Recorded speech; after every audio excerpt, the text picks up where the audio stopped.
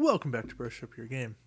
Today, a look at Loki for Marvel United. Now, uh, Loki is a trickster.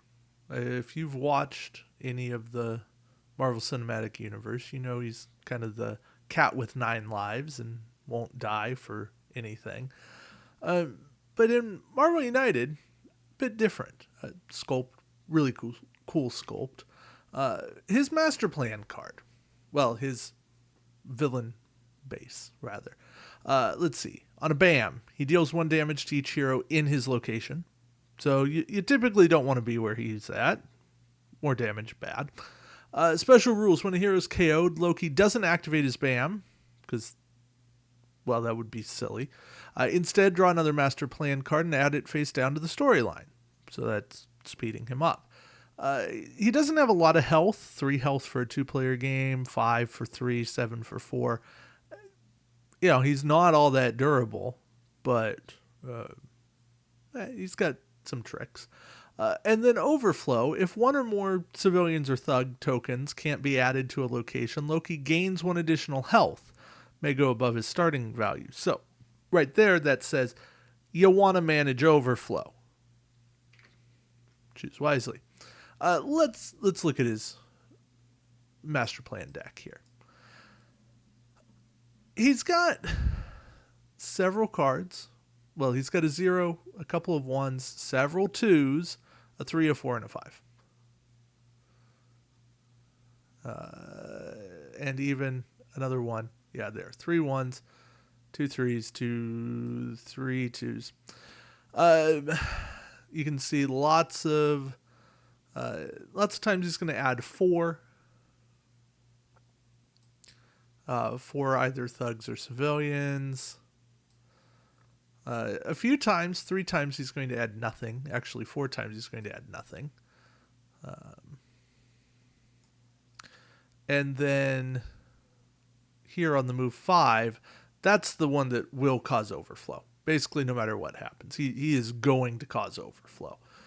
You can try to mitigate it. It's not worth the fight. Just accept it.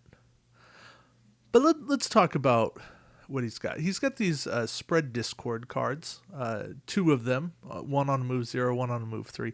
Each hero not alone in their location takes damage. If all heroes are alone, draw another master plan card and add it face down to the storyline. And then he has 2 sorcery cards. Each hero alone in their location takes damage. If no hero is alone, draw another master plan card and add it face down to the storyline. So there's no great way to plan until you've seen both of these. If you've seen both spread discord, then you know you want to be together. If you've seen both sorcery, you know you want to be alone, except you don't, because you're okay with somebody taking damage so that you don't have to take another master plan card. Basically, I just say ignore these and let the game exist. You do have to understand most of these cards have BAM. The only ones that don't are the move 5, 1 of the move 3s, and 1 of the move 1s. So he's BAMing 9 out of 12 times, but his BAM effect is not that deadly. It's 1 damage.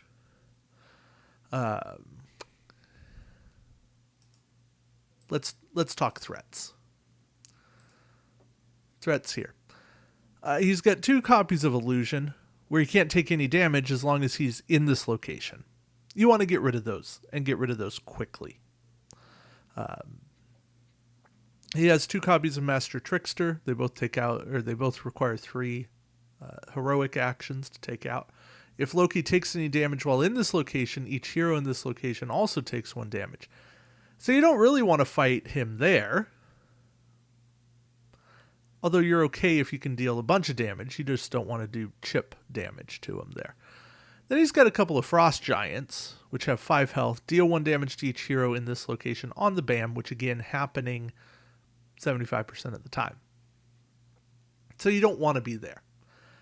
My experience playing Loki a few times, ignore the Frost Giants if at all possible. Take out the Master Tricksters. Really take out the Illusion cards, especially because he has this Master of Illusion, move clockwise to the next location with an illusion threat card. So if you can take that out, he's not going to move at all. And I'm kind of surprised he doesn't have more of those cards. That to me would be the trick with Loki. I have seen Loki go in two different ways. They are polar opposite games. One, if you can manage the overflow, then he doesn't gain health. You work very quickly to complete your objectives, and you can kill Loki, and Loki is puny god. That's my best Hulk impression. And the game is super duper simple. The second one is if this 5 comes out first and you get that overflow right away and a bunch of civilians and thugs on the board, and you keep getting drowned in all of these civilians and thugs. If he keeps moving 1 and 2 a bunch and he keeps loading up in the same locations, it's going to hurt. If he lands on your location over and over and over again, and he's going to deal damage to each hero in his location, if you try to stay together, all together in the same time, and he keeps landing on you, the game is nigh impossible. Because if he speeds up, you will run out of time. That's what's happened. I think Loki is easiest in a 2-player game. I think he is tougher in a 4-player game because he's more apt to do damage. I think 3 is the sweet spot for how to beat Loki. And you keep 2 heroes together, you keep 1 apart, and somebody's going to take damage every single time with these sorcery and spread discord cards. But he won't ever speed up. And you kind of vary who's together, who's apart. You play the game smart. You'll work on clearing civilians, clearing thugs. You keep spots from overflow as best you can. You keep moving around. You bring balanced lineups. You don't have to bring your strongest lineups. You just bring balanced lineups, and you're good. Loki does not require any super special team of characters. I'd recommend having a decent puncher. I'd recommend having somebody who's pretty good at heroic symbols. And I would definitely say it's good to have characters with movement. You don't want a bunch of people like a Winter Soldier and a Thor and a Beta Ray Bill who are just there to punch stuff and can't move at all. That's a recipe for disaster. They won't be able to handle the threats. They won't be able to get places that they need to go. And if you ignore those illusions and the Master Tricksters, you're going to be hurting yourself. Or worse, Loki's going to end up camped on spaces where you can't hurt him. And then avoid the Frost Giants. You're welcome to take them out. I think that's a play you can make. But in my experience, they're kind of best left alone if you can avoid them.